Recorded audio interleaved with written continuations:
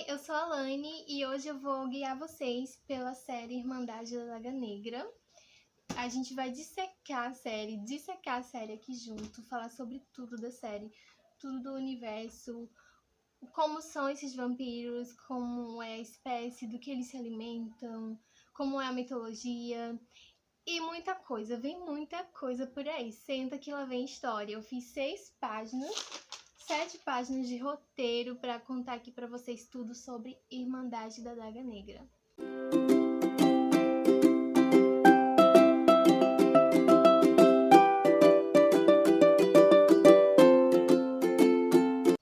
Primeiro eu quero esclarecer uma coisinha, é que eu li até o 7º livro da série, então eu vou explicar para vocês todo o enredo, o universo da série, de acordo com esses 7 primeiros livros, tá, gente? Então, esse provavelmente é a parte 1 desse vídeo, porque depois que eu ler os outros livros da série, provavelmente irei fazer uma parte 2. Começar aqui falando do primeiro tópico, a formação dos guerreiros.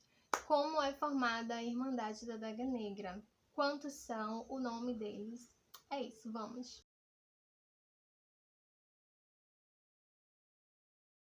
A Irmandade é formada pelo Darius, Oath, Raiden, Zadis, Butch, Vicious, Fury e Torment.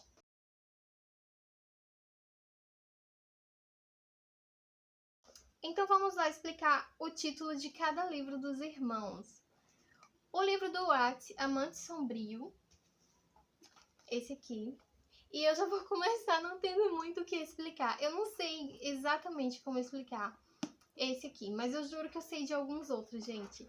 Mas o Oath, ele é meio uma incógnita pra mim, porque eu não tenho muito o que falar sobre o Oath, sabe? Eu consigo falar dos outros irmãos, eu consigo falar bastante, mas do Oath eu fico um pouco travada, eu não sei. Talvez esse nome sombrio provavelmente seja por conta da aparência misteriosa que o Oath passa. Ele com essas roupas escuras e com esse óculos escuro, cabelo longo, muito escuro. Talvez seja por isso, gente. Ele passa uma vibe sombria. É isso. O Wade, o livro do Wade, Amante Eterno.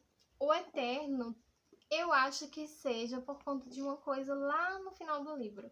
Tem um acontecimento aqui no final do livro e eu acho que esse nome Eterno faz sentido por conta disso. Claro que eu não posso dizer o que, porque seria spoiler, mas acho que tem a ver com isso. O Amante Desperto, do Z. Eu entendo totalmente o porquê desse título. Está relacionado, provavelmente, à personalidade do Z e como ele viveu durante esses séculos de vida dele, né?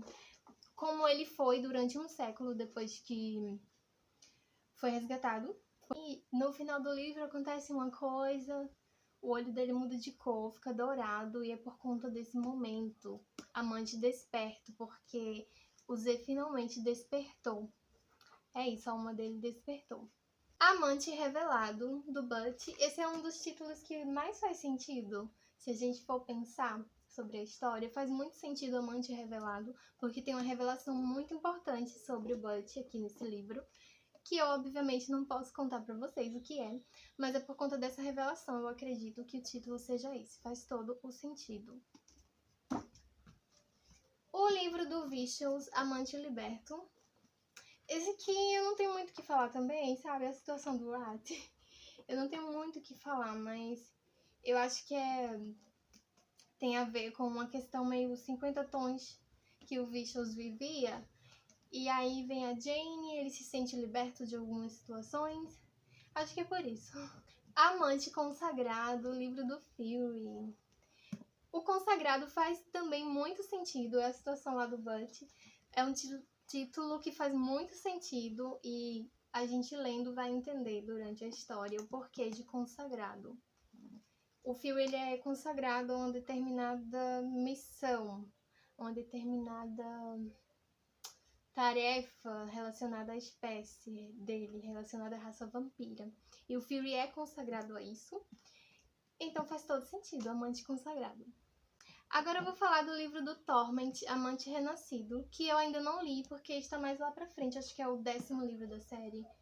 e eu ainda não li ele, mas como eu estou falando sobre o título dos livros de cada irmão, então o livro Amante Renascido. O Renascido é com certeza por causa de uma coisa que acontece com o Torment, lá no, acho que no terceiro livro, acontece algo muito ruim, uma tragédia na vida dele. E ele fica desaparecido, então acho que nesse livro aqui ele vai renascer. É uma situação de renascer pra vida, sabe? De gostar da vida de novo, se sentir vivo de novo. Eu acho que eu já falei o motivo de cada título dos livros dos irmãos, porque os outros eu não vou comentar sobre. Até porque depois desses eu só li o do Heavy, do Revenge, que ele não é um irmão, ele é um mestiço. Daqui a pouquinho eu falo um pouco disso. Vamos para outro tópico.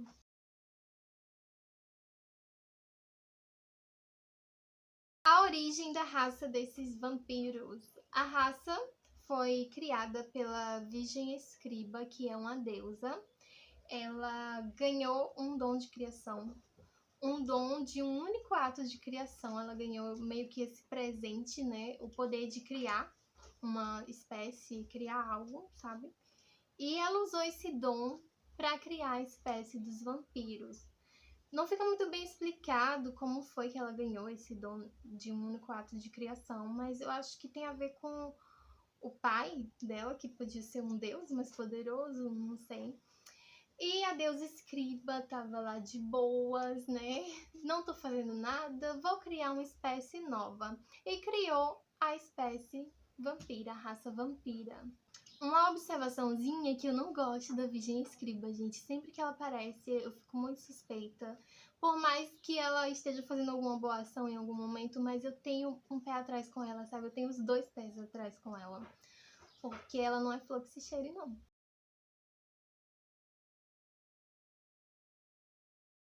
Inimigos da raça.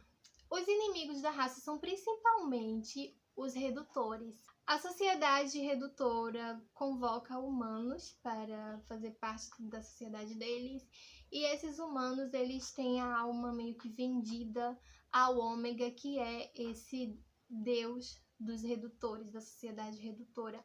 O Ômega ele é inimigo dos vampiros e ele quer exterminar a raça, e a arma dele é os redutores. Então os redutores são os inimigos mortais dos vampiros e a missão de vida deles é matar os vampiros. A aparência física dos redutores eles são pálidos e cabelo muito branco, e eles exalam um cheiro adocicado e enjoativo que eu consigo sentir, sabe? Quando eu tô lendo a descrição, parece que eu tô sentindo esse cheiro adocicado, enjoativo, misturado com talco de bebê. É um cheiro enjoativo, gente. Sem eu nunca ter sentido, eu sei como é a sensação. Uma coisa bem doida. Outros inimigos dos vampiros, que ainda não foi totalmente discutido. Assim, eles não tiveram um confronto realmente, mas eles são inimigos dos vampiros porque os vampiros temem eles, que são os simpatos. Os simpatos, eles têm o poder de controlar emoções, de controlar a mente das pessoas, controlar a reação delas a cada situação. E por conta disso, eles são muito temidos entre os vampiros, porque eles são conhecidos por não serem uma espécie muito gentil, sabe? Eles não têm escrúpulos, eles não têm caráter, os simpatos, e eles controlam as pessoas para seu próprio interesse, né? Por coisas de seu próprio interesse. É essa fama que os simpatos têm, então eles provocam muito medo entre a sociedade dos vampiros, principalmente os civis, eu acho. E por conta desse pânico que os simpatos causam entre a raça vampira, eles foram meio que exilados e deportados para uma colônia onde eles vivem isolados. Nessa colônia, e sempre que é encontrado um simpato convivendo ali entre vampiros, ele deve ser denunciado. A pessoa que o encontrou deve ser denunciada para que ele seja deportado para a colônia ou morto em alguma situação. Porque é isso, gente, eles são muito temidos.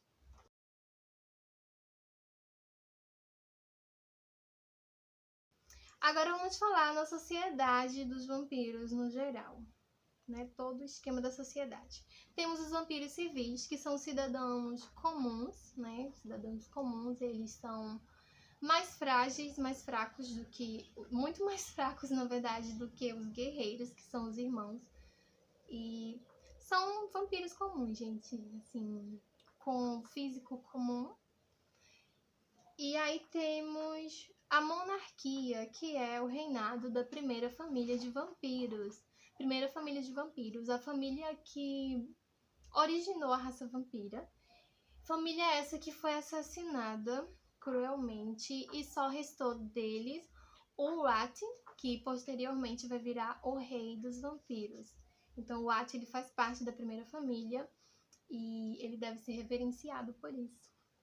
O cara é a elite, gente. Glimera.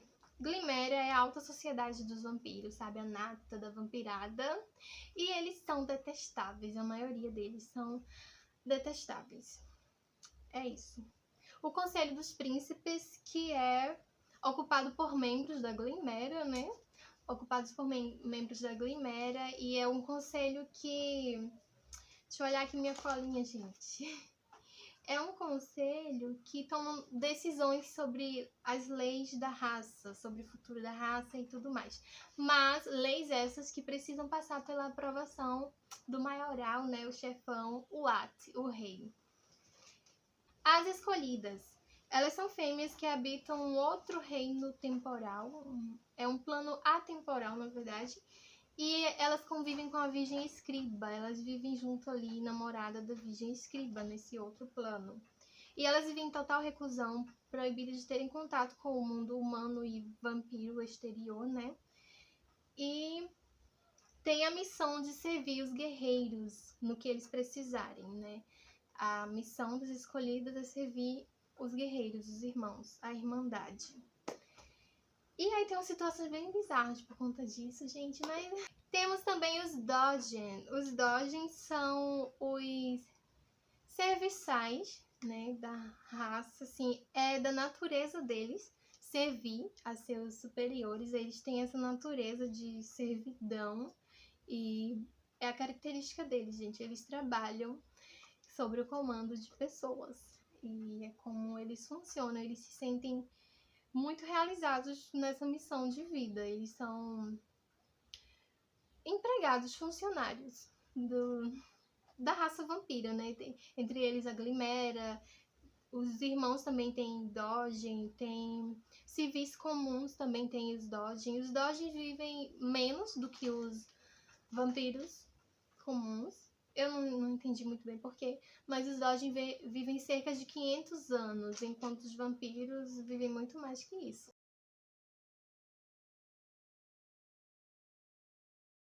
A alimentação da raça. Eles podem comer de tudo. O Wade é prova viva disso. Eles podem comer de tudo normalmente, comida, bebida, mas eles necessitam do sangue um do outro, assim, do sangue do sexo oposto. Assim, o vampiro macho precisa do sangue da vampira fêmea e a vampira fêmea precisa do sangue do vampiro macho, vice-versa. E é isso, eles precisam desse sangue para sobreviverem, mas exceto isso eles podem comer normal, sabe? E o Wade tá aí, aproveitando essa dádiva. O Wade come muito, gente, é incrível.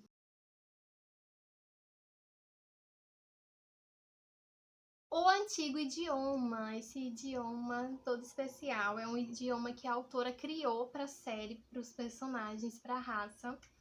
E é um idioma que não é tão usado, então durante os livros eles soltam algumas frases, alguns termos sobre esse antigo idioma, mas no geral eles falam o inglês comum, sabe? Ou no nosso caso aqui seria o português comum. Mas eles colocam alguns termos, algumas coisas sobre rituais e tudo mais, que é muito interessante. É um idioma bem diferente e eu amei essa parte sobre a série. Vou dar alguns exemplos aqui para vocês. Shellan, né, são chamadas as esposas, as vampiras que têm companheiros. E os irmãos chamam as esposas deles de Shellan. Minha Shellan, isso, minha Shellan, aquilo. E as vampiras chamam seus maridos de Helhen. E as mães são chamadas de Marmen.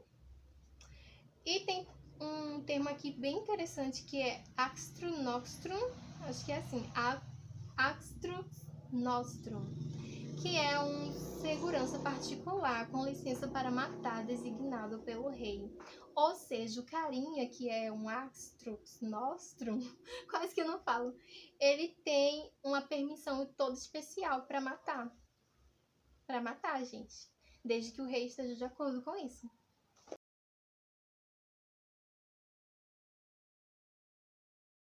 A adaga negra, a famosa adaga negra. Cada irmão tem uma adaga negra e é com essas adagas que eles exterminam os redutores, porque os redutores não morrem de tiro, coisas assim normais. Assim, se eles forem mortalmente feridos, se eles forem bem feridos, eles ficam lá vegetando. Se eles tiverem o cérebro esmagado, eles não vão morrer, eles ficam lá vegetando até ser apunhalado essa adaga no coração deles. E é muito top, gente. Isso é muito top.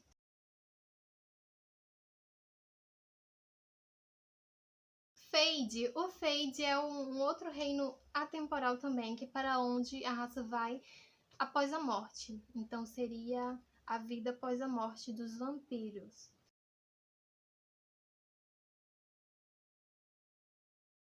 A transição, o momento que eles passam de uma vida humana para uma vida vampira, porque eles nascem humanos, então em uma determinada idade fixa, eles se tornam vampiros, e isso acontece por volta dos 24, 25 anos para cada um deles.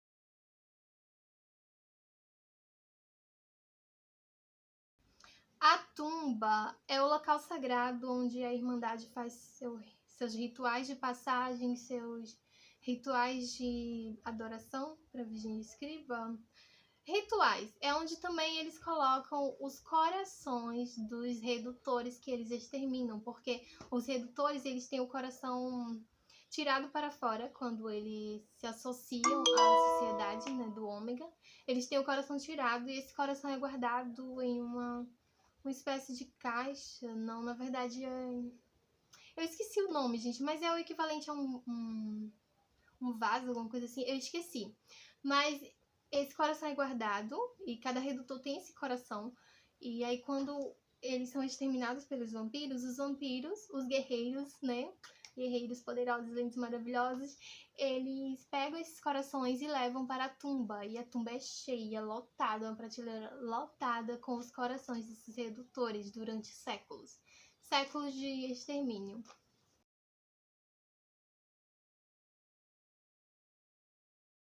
Escravo de Sangue. Escravo de Sangue é um vampiro que foi sequestrado e foi submetido à vontade de alguma pessoa, dessa pessoa que o sequestrou. Então, essa pessoa se alimenta dele e usa ele para propósitos de seu interesse.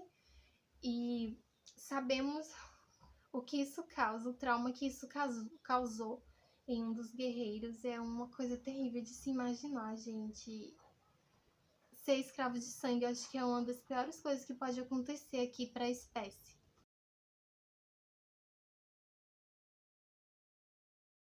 O ômega, como eu já falei, né, mais atrás, o ômega ele é esse inimigo dos vampiros e esse ser maligno que quer exterminar a raça vampira. A essência do ômega é o mal.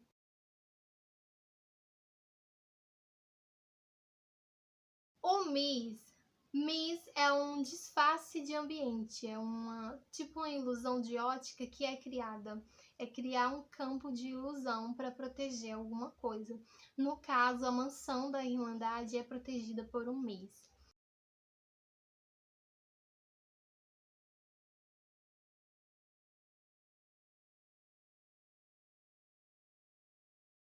Agora vamos para as personalidades de cada irmão, de cada guerreiro. Isso vai demorar um pouco, eu escrevi um textão sobre isso.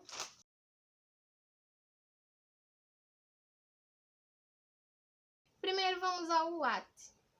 O Wat ele não se importava em ser rei, esse legado que ele tinha por ser da primeira família, a família real, a realeza dos vampiros. Ele tinha esse direito ao reinado, né, por nascença, e esse dever também, mas ele não se importava com isso, ele não queria assumir esse cargo, ele não queria assumir esse papel como rei.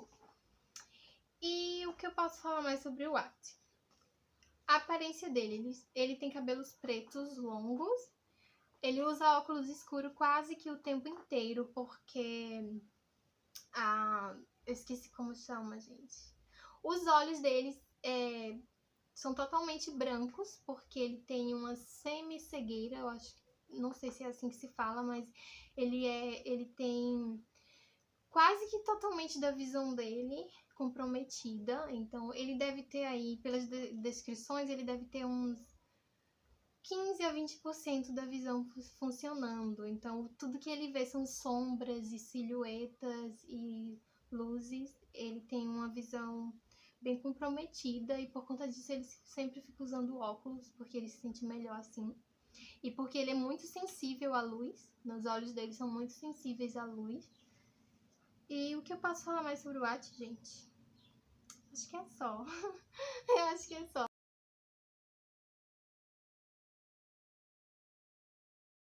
O Wade, chegamos ao loirinho, o loirinho perfeito. O Wade, gente, ele é o mais bonito dos irmãos. Ele tem essa beleza extraordinária e fora do comum. E por conta disso, ele foi apelidado pelos irmãos de Hollywood.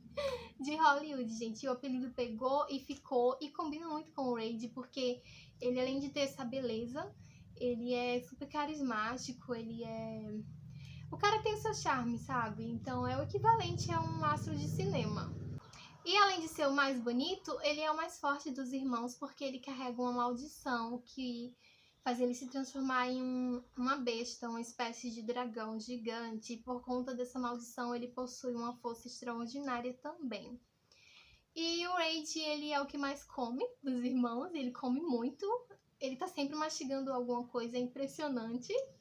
O que eu posso dizer mais sobre o Wade? Após a transformação, quando ele se transforma nessa besta gigantesca, o Wade fica muito mal, ele passa muito mal, ele fica muito doente, ele fica com a visão comprometida, sem enxergar nada. Então, durante essas primeiras horas depois da transformação, ele fica se guiando por sons, por cheiros, sabe? Ele fica se guiando por outros sentidos, porque ele não consegue enxergar nesses primeiros momentos, e isso resulta em um momento marcante no livro dele, que é quando ele conhece a Mary. O Wade também, gente, é o mais engraçado dos irmãos, porque ele tem sempre uma piadinha, todo cheio de sarcasmo, ele é bem divertido, sabe? Ele levanta o ânimo da mansão, porque ele realmente, o cara é fora da curva. E uma outra coisa sobre o Wade, gente, é que ele tem uma tatuagem gigante nas costas que corresponde a esse dragão que ele se transforma. Então, ele tem uma tatuagem desse dragão nas costas,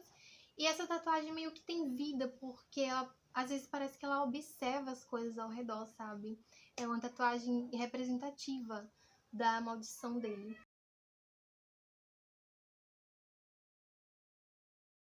Chegamos ao Zadist, o maioral, o dono do mundo. Zadist, gente, tem uma tatuagem dele aqui, do Z. Então, o Z, ele é um pouco sociopata, ou talvez muito sociopata, depende de tudo, é ponto de vista.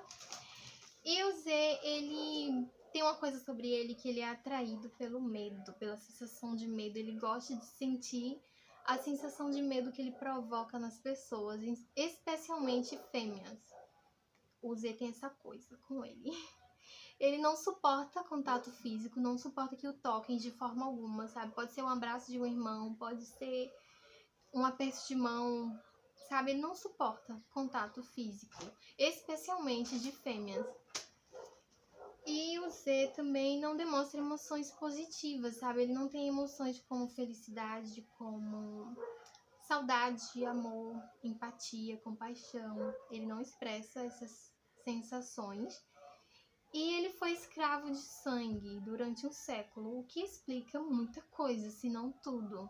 Explica muito do que ele é. E durante esse tempo que ele foi escravo de sangue, ele sofreu traumas irreparáveis. Vamos à aparência do Z. O Z, ele tem o cabelo raspado, ele sempre raspa o cabelo. Ele tem uma cicatriz atravessando o nariz até o lábio, os lábios, deformando essa parte do rosto dele. Ele tem tatuagens de escravos de sangue aqui no pescoço e nos pulsos. Ele tem diversos piercings no corpo, inclusive aqui no peito, gente. Ele tem... O que mais que eu posso falar? Ele é irmão gêmeo do Fury, como eu já tinha dito. São gêmeos idênticos. E ele tem o olhar sombrio. O olhar dele é totalmente sombrio por causa de emoções negativas, né? Por causa da aura que ele tem da alma dele. A alma dele está sombria e isso se reflete no olhar dele. E o Z, apesar de tudo isso, é um cara incrível. É um cara totalmente leal. E é um cara que vai se superar em um nível. Ele vai ter uma superação, gente, que eu não consigo explicar. Eu amo esse personagem demais. Eu amo. Acho que dá pra entender. E cada passo que Zé dá no caminho da recuperação, parece que eu estou lá aplaudindo ele, sabe? Eu aplaudo cada pequeno passinho que ele dá, cada pequena coisa que ele supera.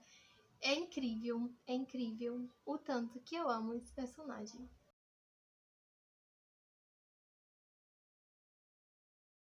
Vamos ao Butch. O Butch, que não é exatamente um irmão, ele é um policial humano que vive entre os humanos, mas aí por uma determinada situação ele vai parar na sede da Irmandade, na mansão da Irmandade, e ele vai conhecer o mundo dos vampiros.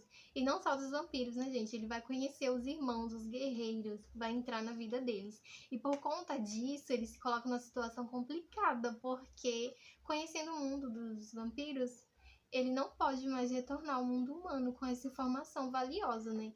E a informação mais valiosa ainda é que ele entrou na sede da Irmandade. Ele não pode sair de lá com essa informação. Então ele meio que vira um prisioneiro dos irmãos. Em uma prisão de luxo, né? Diga-se de passagem. Uma prisão muito luxuosa. E durante seu tempo na polícia, durante seu tempo como policial, o Butch foi um policial durão, excelente. E ele é chamado de Tira pelos irmãos. Ele é chamado de Tira por conta desse tempo dele na polícia. E o apelido pegou, gente. O apelido pegou e eu me refiro a ele como Tira também. Às vezes Butch, às vezes Tira.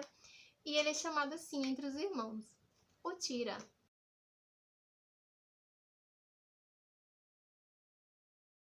O Darius que aparece brevemente no primeiro livro, infelizmente. Ele é um apreciador de obras de arte, um grande apreciador, ele compra muitas obras de arte, é multimilionário, inclusive é com a herança deixada por ele que a Irmandade gerencia seus negócios, gerencia a vida deles, né? Tudo que eles precisam para a batalha, os automóveis, a mansão, tudo com o dinheirinho do cofre do Darius. E aí esses investimentos feitos com a herança que o Darius deixou é gerenciado pelo Vicious. Vou falar sobre o Vicious. Já falei sobre o Vicious, gente?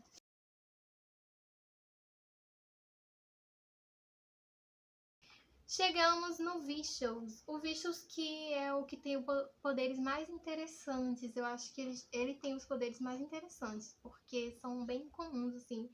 O Vicious, ele pode prever futuro. Ele tem visões sobre o futuro, mas ele não controla essas visões. E algumas dessas visões são bem determinantes para alguns dos guerreiros, são umas visões bem preocupantes.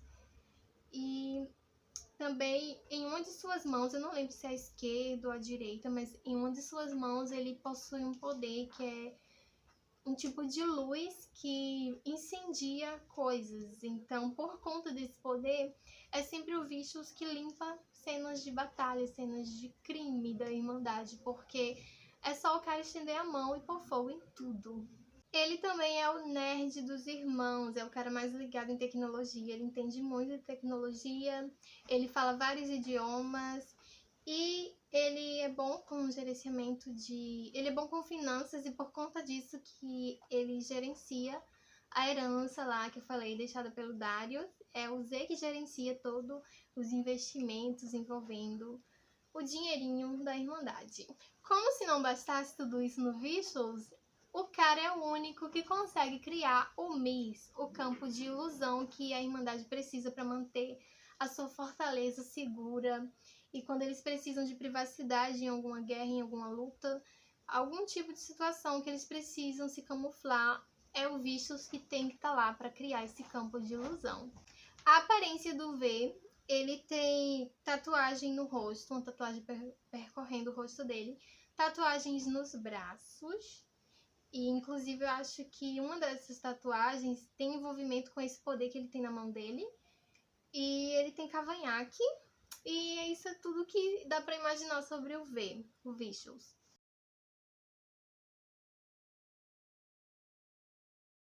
Chegamos ao Fury, o irmão gêmeo do Z, irmão gêmeo idêntico do Z. O Fury, ele é o mais gentil dos guerreiros, ele é esse cara bem gente boa, um cara tô aí pra todo mundo, pra ajudar no que for, sabe? Ele tem essa vibe. O Fury fez um voto de celibato que ele cumpriu por 200 anos, ele tem cumprido durante todo esse tempo aí, esse voto de celibato. Isso tem a ver com uma situação lá do passado, relacionada também ao Z. É todo um trauma. E ele é o mais cavalheiro dos irmãos, sabe? É um cavalheiro, gente. O Fury é. Ele tem cabelos multicoloridos, é um cabelo que varia de tons entre loiro, castanho e vermelho, dourado, assim, sabe? O cabelo dele é multicolorido entre esses tons.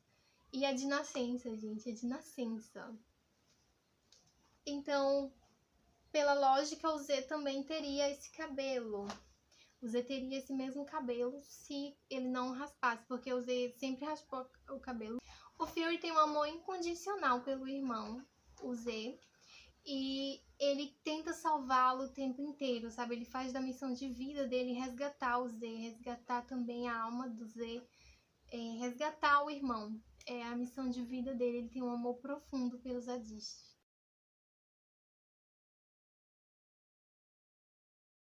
Chegamos à personalidade do último irmão, porque já tá cansativo esse vídeo, gente. Eu não sei onde que isso vai parar, se é meia hora, se é uma hora, mas vamos. Eu falei que eu ia dissecar a série aqui pra vocês e eu estou fazendo isso. Ainda que provavelmente se torne um vídeo muito longo. E chegamos ao Torment. O Torment, ele é chamado de Thor pelos irmãos e ele é o mais sério deles, sabe? É um cara mais seriedade. E no começo da série ele é o único casado que tem uma esposa e leva uma vida mais familiar. Os outros são solteiros fanfarrões. E também o Torment era o mais íntimo do Darius. Eles eram muito amigos. Então o Thor sente muito a morte do Darius. Ele é o que mais sofre com isso. E o Thor, ele é o equivalente a um pacificador entre os guerreiros, sabe? Porque sempre que surge uma situação de atrito, de discussão, de briga entre eles, é o Thor que tá lá pra acalmar os ânimos. Tudo que eu sei sobre a aparência do Thor é que ele tem um corte militar no cabelo. E eu não entendo muito bem que corte é esse, mas eu acho que é um cabelo baixo, sabe? Um cabelo mais comumzinho. Acho que é isso, tudo que dá pra falar sobre o Thor mesmo.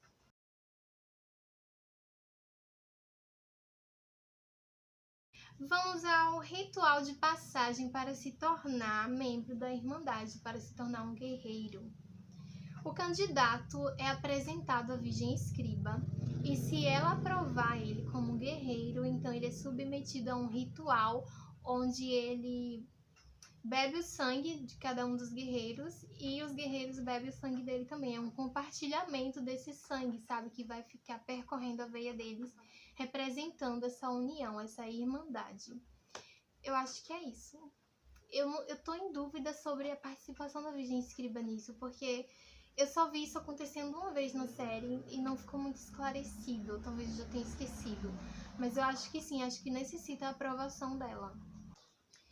Falar sobre os traumas, os gatilhos que tem na série. A série é repleta de gatilhos de todo tipo. Então, é uma série que não é indicada para menores de 18, de forma alguma. Se você tem menos de 18 anos, não leia essa série. E se alguma dessas situações que eu vou falar aqui dá gatilho para você, é um gatilho para você, fica a seu critério você ler ou não essa série, porque é uma série muito pesada, com temas muito pesados, então fica aí o alerta, gente. A série contém abusos, contém tortura, traumas psicológicos, sequestro, violência extrema, drogas, prostituição, deficiência física E cenas hot, as famosas cenas hot. Tem muito de tudo isso que eu falei aqui, então fica a seu critério se você vai ler a série ou não.